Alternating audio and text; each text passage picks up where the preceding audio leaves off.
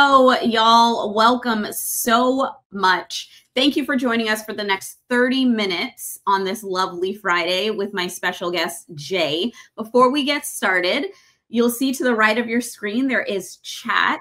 It's popping off right now. I want to hear the weirdest event you've ever planned or attended, or the weirdest event request. For me, I was asked for bananas with no spots. Real talk, right? Did you find it? Were you able to deliver on that? No, I asked somebody else to do that. Oh, you got people for banana with no spots? Yes, I delegated that. You know, that's how you roll? Very hard to do. You know, I had other things to do, like set out pens. But I'm very excited for our guest today. Pop your questions in the chat. We'll get to them throughout the webinar and hopefully at the end. But our guest today, Jay, I first saw him speaking at HubSpot Inbound last year, and I was like, okay, who does this guy think he is? Literally in the session, I'm Googling, who the hell is this guy, Jay? Because you both shocked me, and I wanted to be your bestie. So now we're besties now. We are. Yes. We're so aligned. We're Florida besties. And you're speaking at Inbound again this year. But when I got back home, I told my boss, Stacy, I was like, we got to have this guy speak at Unconventional, our annual user conference. And you did. Thank you very much. Awesome. Hope you had a great time. I will tell you, I was like a proud momager in the crowd when all the attendees were taking out their phone and taking pictures of the gems you dropped on your slides. So thank you for that. You'll be back again this year. But Jay, say a few words to the people. What up? Yeah, so I appreciate you having me here, and you're a rock star. You crush it, Uncon. By the way, if anyone's not been to Swoogos Uncon, that is just an awesome, awesome event. I'm not saying that because you're here, although it'd be awkward if I said otherwise. So I'm really excited about what we're going to rip through, because in the next few minutes, we're going to take everybody through what is going on as it relates to events and the mindset of people with all the uncertainty that's out there. We're going to give you some very specific tactics. And just so you know, if you don't know who I am, you're lucky. But what my background is, besides for all this nonsense I do, I have a demand gen agency, and we work with a lot of not just event companies and not just associations that put on events, but we work with regular brands. But in the world of events, we work on about 150 in-person events a year and about 2,000 webinars a year. So we're seeing a lot of tactics and trends and things that are shifting because of the uncertainty. So that's where my information comes from. It comes from real-time events that are going on right now. I love that. I love these gems you're about to rip through. But first, you are a marketing guru, an artiste, if you will. Why are events so important to you? Well, listen, in the world of AI, this tidal wave of garbage that we're all facing, I think more and more this human connection is everything, and we all know that. You wouldn't be in the event world if you didn't believe that. So in-person events, as soon as all this uncertainty with the economy is over, I think we're on a track for in-person events just continue to explode. We're going to get back on that track. But even virtual events, you know, just this idea of being able to connect and not just feel like you're just this generic piece of garbage, that is what we need. And it's going to be more like that as AI becomes even more embedded in our lives. So I think if you are an event person or you're thinking about a career, to me, this is the industry. And I'm not just saying that because I do stuff in this industry. I love that, because you said the other day a trust recession, right? And that reminded me of 2008 when things were very uncertain there and budgets were cut, programs were slashed, but we need events more than ever. So I know you're going to go through what you're seeing and what we can do to increase demand or keep that demand or mitigate some of the fears that our attendees are facing. So do you want to go ahead and go through some of the things that you're seeing? Let's crush it. And for those of you, I'm so sorry I talk so fast. The one thing you will definitely get out of this session is anxiety, because I cause anxiety. You may not learn anything, get any tips, anything, whatever, but you'll be like, wow, that guy's annoying. So I'm going to rip through right now things that are happening right now as relates to event promotion, event marketing, event everything. And I think the number one thing that we need to be aware of is, and Wonderkin just had data that came out this week. By the way, if you're out there and you're reading like the 2025 outlook that some company put out in January, that is meaningless toilet paper garbage, because everything has changed. Our minds have shifted. And this is not political. I'll never talk politics. I don't care about any of that nonsense. But with the data that Wonderkin shared was that 91% of people are aware of the tariffs, okay? And only 6% of people on this planet are not concerned about them affecting their business. All right. So it doesn't matter what we think politically. It's irrelevant. This is what's going on. Real talk. Think about this, right? We need to be aware of this right now. So let me just share with you some first quotes, and I'm going to show you some tactics. So this is from Vincent Polito. He runs the Society of Independent Show Organizers. He said, there's no question that Q2 is seeing a decline after an excellent Q1. If you have an event, let's say in November, October, whatever, and you've not taken a step back to revise, and it's an in-person event where people have to travel, and you're not revising your expectations about the number of people going, you are just making a game out of it, especially if you have any international attendees. Forget it. It's going to be lower. And it's not even just attendees, it's everything.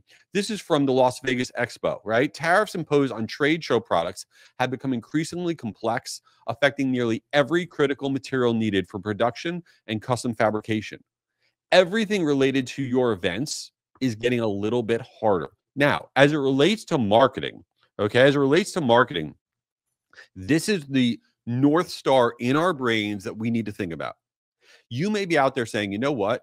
All this tariff stuff, all the uncertainty in the economy, I'm in whatever industry, it's not going to affect us. So we're cool. We're lucky it's not affecting our thing, whatever. And that's a fail, because it doesn't matter if it does directly affect you. It is in the minds of the people that we are trying to communicate with. Right. So right? They're not sitting in your conference room. And so they don't know what you know about your business. So that is why you need to be out there aggressively talking about it in your marketing for your events. And that's what I want to show you some tactics. Jahan, I just never stop talking. What do you got? No, go ahead. I want to know it, because it does. You're so right. It does affect the attendees. You don't know what else their company is dealing with. And maybe they have to cut down on their travel. A quick question. How much lower should we be forecasting for domestic attendance? And I don't know if you have that information or we want to get to that later. So I don't have that specific information, but I do have a tactic a little bit later about what you should be looking at is, let's say in your past events, you see 3 people from an organization coming, 5 people from an organization coming, people sending teams. What we are seeing almost across every event that we work on, that the sending of teams is still happening, but it's shrinking. So instead of somebody sending 4 people, they're sending 1 to 2 people, and then those people being tasked with bringing back the information. So that's been a big trend that we're seeing in the last 60 days, big time. And international is just falling. I mean, it is literally falling off a cliff. So if that's any portion of your, inbound attendees, massive problem. And then I do have a stat on this a little bit later on, but it's all about drivable. Everything is about drivable marketing in terms of people attending your events. If you're not focused on the local area marketing, wherever your event is, you're missing the biggest boat. So let's just talk for a minute about your emails. Emails obviously drive a lot of your engagement, everything, blah, blah, blah. Right now, in the last 30 days, if you actually put in the subject lines of your promotional event emails, either the word tariff or the word uncertainty, it is lifting open rates on those emails by about 22 to 28%, because we want to know what's going to happen, right? What is the uncertainty going to do to your event? Are you going to be talking about the uncertainty in content at your event? Is the uncertainty going to affect, are there's going to be less food at the event? What is happening because of the uncertainty related to your event, related to the content? This is what's on our minds. It's going to be on our minds for the next 6 months. Okay, so not talking about it is ridiculous. Talking about it is what we want to know about. That's the content that we want to consume and that we're interested in. If I sent you this email right now, because, now the tariffs, maybe we're playing nice with China night right now, we're getting a little better or not, every day is different, okay? If I sent you an email and the subject line said, are tariffs over for event professionals?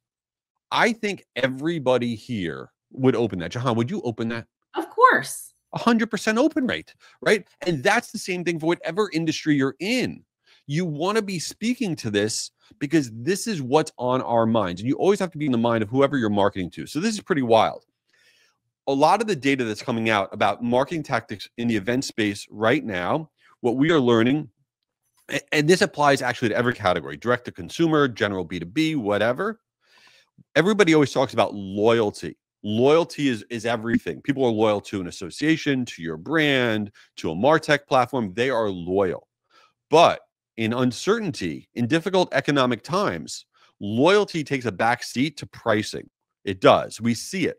And there's a lot of data out now that shows that in this moment, in this next 6-month period, this is a time where people will go for better pricing for a new MarTech platform, for a new event they haven't attended before because it's cheaper, for whatever.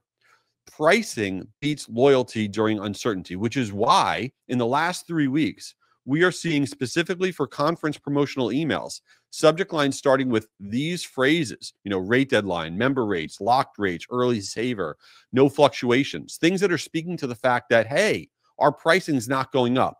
You can get this good pricing now on our event, not just the early bird rate. Forget about that. That's 1985. Talking to what is going on right now is what is working, right? So when you get an email that says early saver, beat rising costs, no fluctuation, lock down your costs, speak to what's going on in our minds. And that is what we want to react to. A few other things. Urgency, right? You're talking transparency because we all know it's happening, but it's also creating the urgency of, and I think that speaks to the loyalty too, right? Like if you're transparent with your customers and your clients, that's going to continue that loyalty when times are more certain. You couldn't have said it better. And it is urgency, right? Because prices are going to go up for your events. This is what's going to happen. If you're an event organizer, as you get closer to your event, all of a sudden you're going to be hit with more costs. Number one, you're going to have less people coming. So your revenue is going to be lower. You're like, uh-oh, we got to increase the cost, do whatever. All of a sudden, oh, we have to carpet and the carpet's 10 times more expensive. Oh no. All these things are going to go up in your pricing. So you're going to raise your pricing. This is what we're dealing with. Yep. All the swag, everything that comes from overseas, all of that's going to go down. And then how does that affect the sentiment when people come and your event is not, at the level that it was last year because you couldn't afford it? Dude, don't even get me involved with swag right now. We're trying to order a boatload of swag, and it is like, it's like being Ponce de Leon. You have to finding these pockets of swag because it's impossible. And it's so expensive. It's You're going to be at home knitting beanies now. Right. That's right. This is handmade. I'm going to start an Etsy store. All right. So one of the things that we are seeing, this is what I was talking about before. And if you're not doing this, this is an epic fail. You need to be thinking about 100-mile radius around wherever your event is. Okay, if your event is in Philadelphia, 100-mile radius around where your event is, and you have to get bonkers aggressive, promoting to people that it's a drivable distance. Travel budgets are getting slashed all over the place. General marketing budgets are getting slashed all over the place. The people that want to come, if they can drive there, take a train there, they will come. So we see right now that, for example, email open rates of contacts within 100 miles of an event are 49% higher, okay, than those that are not. That's within 60 days of the event. So you really want to be thinking about increasing your sending frequency there, running Instagram Reels ads to these people, running LinkedIn retargeting ads to these people. If you're treating the drivable people like everybody else, that is ridiculous. You need to go big time because this is your best pool of people to market to. And by the way, if you're trying to get net new people to come, right, and you're just going nationwide, okay, your event's in Philadelphia and you're not omitting the West Coast, I don't know what you're doing. You're throwing marketing dollars out the window because they're not getting on a plane this year, going to a net new event, spending all that money. Get tighter. Look for how people are spending their money so that way you don't waste your marketing dollars. And this goes to what you were saying earlier about targeting those teams. Yeah. You have to. And then the other thing, again, these teams, this is so important. When we talk about your database is not all the same people, right? Your geo people in your database around where your event is, the geographic people, great, that's one bucket. But I see this all the time with the events that we work on. If somebody's sending 3+ team members to your event, I love those companies. Those are your people, okay? And now this year more than ever, you have to handhold them. You want to have letter format emails going to them. They can come from your CEO, from whoever, the head of the event, whatever. And it is a letter format that's saying, hey, listen, we love the fact that you send your team. And for teams this year, anybody that's sending more than 3 members, we're doing this special thing, this special meetup, whatever. I don't care what it is. Treat them special because you need them to send their teams. And they've bought into your event. It's just how much are they going to buy into your event this year? So spend a lot of time in this bucket for sure. Can I get real quick about this one? Yeah. This is about using your event data and personalization. Yes. Everybody's like, how do you personalize? How do you personalize? Well, you have all of this. And these are, like you said, you're loyal people. If they're sending 3+, they're spending money. So they're serious about your event, about your brand. Why not capitalize on that and make them feel seen? My whole thing is like hospitality. Make these people feel seen. They've been your backbone. Now is the time to really reward them.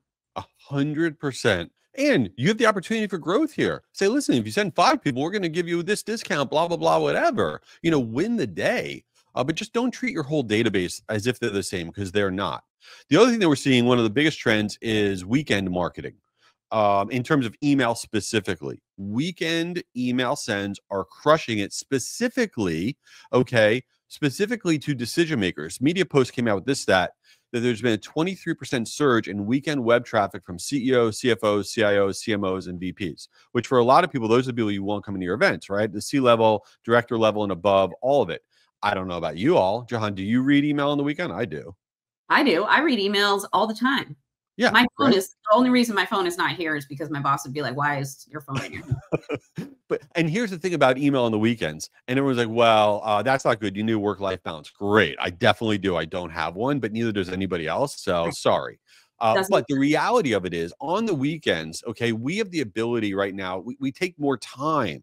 We read long format email. You want to send out your whole agenda of your event? Great. You want to have your newsletter that's long form? We have the time. We're not getting Slack. We're not getting Teams, all this stuff. If you're not sending out emails promoting your events and promoting your content on the weekends, especially Sunday, I'm a big Sunday guy, it crushes it. And here's the fail that everybody does. The fail that everybody does is they're like, oh, okay, this guy Jay who talked really fast was super annoying. He said we should send out emails on the weekends, right? And then you go ahead and you send out an email on Sunday. And then you say, well, the Sunday email didn't do as well as the Wednesday email that we normally send. So Jay's an idiot. And I may be an idiot, but not for that reason. Okay. And the thing is this, you want to have benchmarks. What is your weekday performance, right? For your opens, clicks, blah, blah, blah, whatever. And then what is your weekend performance? It's a different time. It's a different thing. So just because your weekend doesn't perform the same, you're hitting different people in a different type of moment. So you need to be sending on the weekends. And we've seen actually click-through rates rise for business-to-business emails, 68% in just the last year, and the sending volume is 88% lower. So if you're not sending on the weekends, you are missing the boat. My wife's a dermatologist, so I always like looking at her emails. She wants me to get more Botox. This is me. I was about to say that forehead is looking shiny. No, it's not. She thinks I look terrible. She does. Oh my God. She thinks it's my son's graduation this week, next week. And she goes, you look ridiculous. You need to get some, you need to come in. We need to resolve this. Get on your wrinkles. We got to talk about our units, how many you get in the 11s, all that. There you go. We're looking at the quality, the click-through rates. You may not have as many opens on the weekend, but you get more click-through rates, possibly. Listen, any traffic that you're getting on the weekend is also from different people, right? Let's say you during the week, you get a 35% open rate and a 4% click-through rate. Then on Sunday, you send it out, you got a 20% open rate and a 1% click-through rate. Those are different people. It's not that it was lower. It's a different population of humanity, right? And so it's just another opportunity, I think, that we're leaving on the side for no reason. And you'll see it from all sorts of different events and things and whatever. That's why you get these emails, because they get to stand out. Now look at SaaStr, for example. SaaStr sends out like 36% of their emails on the weekends. That's the event for people in the SaaS industry. So it's everywhere. This is so wild to me because, growing up, it's, oh no, you don't send out emails on weekends. You don't send out emails on Fridays. We're having this webinar on the Friday. Like, that's right. These are not the same times. So I think some of us are still stuck in that mindset of nobody reads on a Friday, but they might read on a Sunday. It's so funny you say that, and I'm not giving a plug for myself, but I have a book coming out later this year, and it's actually called Best Practices Are Garbage, because it is so frustrating to me that there are all these best practices out there that are garbage. You can't do things on a Friday. You can't do this. It's all nonsense. It's information from 10 years ago. And the horrible people that call themselves experts, they recirculate misinformation because they're lazy. I can't take it. Drives me nuts. Anyway. Snaps. There you go. So, all right, a few more things before I shut up. The other thing that's working really, really well is honest speak. If I had I do have a big event. If I had a big in-person event coming up, I would be sending letter format emails from either me or the conference director, letter format emails talking about what is going on, because these letter format emails from all sorts of brands, from all sorts of events, coming from the senior leadership about, listen, this is what's going on. Okay. There's uncertainty out there. Here's how we're dealing with it. Here's what you can expect. There's going to be no changes from us, or there's going to be changes from us, whatever. Have your leadership send out notes like this. It allows you to connect. Okay. It allows you to stay connected to people. And that's what we're trying to do. So I'm a big fan of the letter format emails. And the last tip, the other big thing we're seeing a big push from this humanity of everything during this uncertainty is the from name in your emails. When you send out an email, you have your email address you're sending from. Great. But then you also have the from name. So if your event is, Acme Expo, your emails may come from Acme Expo as the alias, the from name. Every time you hit send, you could change the from name. It doesn't have to say Acme Expo. It could say Acme Expo San Diego, Acme Expo 2025. But you could also put somebody's first name in there. It could say Jan from Acme Expo. By including in the from name, not changing your sending address, the actual person's name, their first name, it is lifting open rates significantly. And you could even see LinkedIn even moved in this direction. Okay, they even moved in this direction, because right now we want to be connecting with humans. We want to hear what's going on with humanity.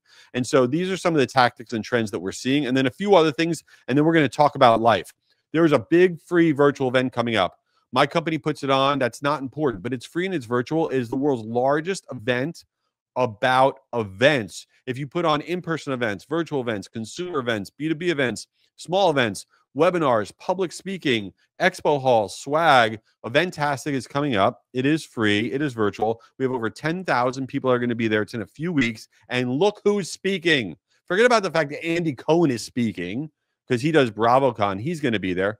But Jahan is speaking. You want to be there, and we're running out of virtual seats. I'm not kidding. It is free. It is virtual. You want to register at eventastic.com. Jahan is going to crush it on stage. I cannot wait. And with that, I'm going to shut up.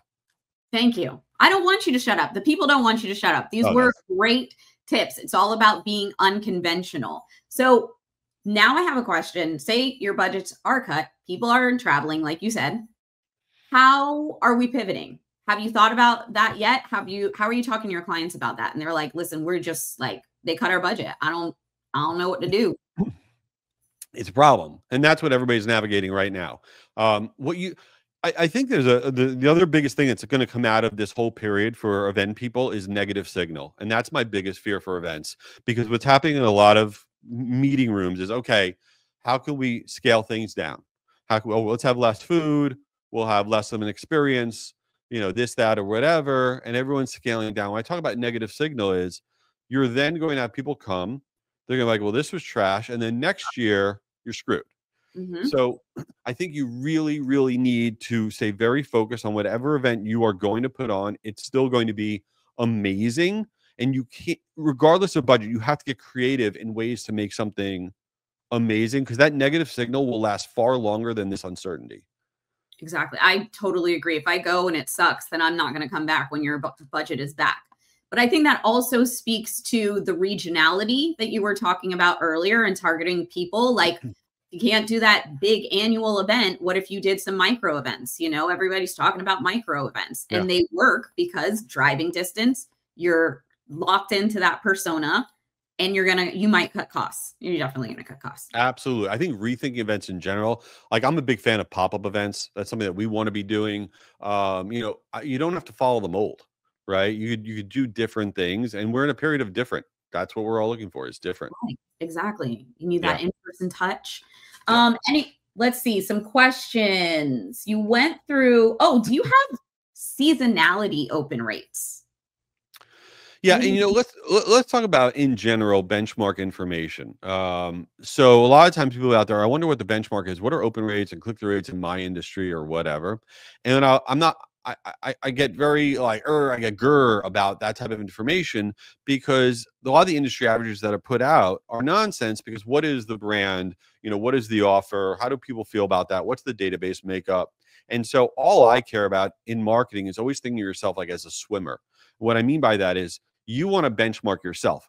in every month, in every quarter, every season, everything. And you want to, when you talk about email specifically, you want to have different buckets of email. You have your newsletter emails, you have your promotional emails, you have your transactional emails, whatever the buckets are of your emails. And then you have during the week, you have weekend, whatever. And then you want to benchmark what was our open rate here and our click-through rate here for this type of bucket. And then the next time you hit send, did you beat yourself like a swimmer?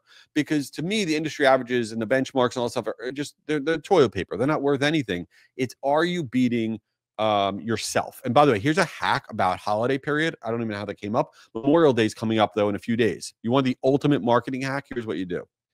On Friday next week, nobody's going to send out emails, right? Late Friday afternoon. Send out an email to your database. You're like, what? Why? Because what are you going to get? You're going to get a billion auto replies. I'm out of office. I'm out of office. I'm out of office. And they're all going to say, contact Joe Schmo, contact Joe Schmo. Now, you can't email those people. But what we do is we use tools, or you can have a person do it themselves. And you can then organize, take all the contacts that say contact Joe Schmo, okay, and all the auto replies, because you send it out right before the holiday.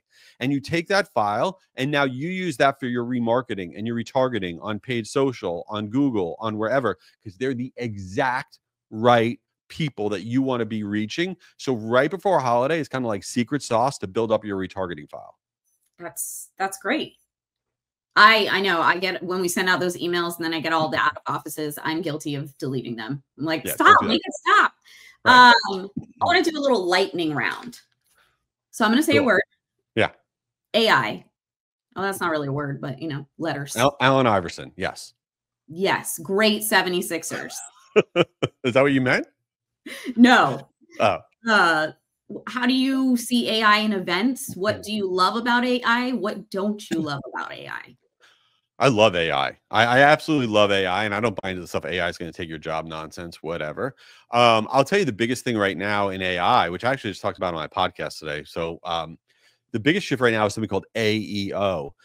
You know, forever on search engines, it was SEO, search engine optimization. But now over 800 million people weekly are using ChatGPT, let alone all the other tools to search for stuff. So now you want to have your site not optimized for SEO. You want to have it optimized for AEO, which is answer engine optimization. So when people go to ChatGPT and they search, you know, what's the best event for this or that or whatever, your stuff comes up, and it's very different than SEO. What you want to do, ironically, is you want to go to ChatGPT and you want to say, hey, ChatGPT, here's the URL of my site, of my company's site. What would you do to make sure that this site is optimized for AEO, so that when people search ChatGPT, our information comes up, and then it will actually tell you, here's what you need to do, because that's how we need to be thinking about AI. I mean, yeah, you could use AI for 50 different things to make your events cool, whatever. But first, people have to find your event, and the world now is all about AEO. That's brilliant. Thank you for that hot tip. There you go. Virtual. How do you feel about virtual events? I love virtual events. Obviously, I put on lots of very large scale virtual events. I love them. They're going to be in a renaissance for the next 6 months. You need to spend a lot of time and energy on the virtual version of your events, because with no budget, the virtual piece is going to be really, really important, but don't make them boring. I mean, at our events, we have live skydivers, we have DJs, we have nonsense. Do something to make them fun. I mean, use a Kahoot. Let's think out of the box. Let's go. Love Kahoots and gamification. And I specifically wanted to bring that up because some people might be, people will definitely be pivoting, like you said, in the next 6 months. So we still need to bring that same energy. How do you feel about New Orleans in November for Unconventional? Let me tell everybody something. This is no joke. If you want to hear about new content, about how events are being done differently, about kind of stepping out of the box, Uncon is the only event on the planet that I'm aware of that talks about actual event stuff that is not epically boring and that is different. Swoogo is an awesome platform. Here's my commercial for you all. I love the Swoogo platform, but that event in November, I will be there. And I love every session there. And Jahan's like running the show there. So if you have not gone to Uncon, it should be the event that you go to for your own professional development. And then last question, because we are at time. Who's your favorite Real Housewife? Oh, that's a loaded question. So it's Jenna Lyons right now from Real Housewives in New York, but I don't think she's coming back. And I think they're redoing the whole cast. Right? Jenna Lyons is from J. Crew? Jenna Lyons is from J. Crew. She was president of J. Crew, but the whole season of Real Housewives in New York was total trash. So I just read they're redoing the whole cast, but I hope they keep her because Jenna Lyons is the GOAT. What about you? I don't watch. You're a loser. I know. Well, that email that you sent that said "Get in, loser." We're talking to Andy Cohen. That was definitely me. Jay, thank you so much for your time today. You dropped your socials here in the chat. You can find Jay on the LinkedIn's, on the Instagrams. Check out his podcast, Do This, Not That. He had one recently with Nancy Harcutt. Is that her name? Yeah, she was amazing. Behavioral psychology of marketing, correct? Yeah, she was awesome. Yes. Do This, Not That. You'll find it somewhere. Yes, on all where you find your favorite podcast. I sound like a commercial. Jay, thank you so much for your time today. If you would like the slides, send me an email, jahan@swoogo.com, and we'll get that out to you. And we have our on-demand coming out next week. Thank you so much, y'all, for joining, and have a great weekend. Keep it real.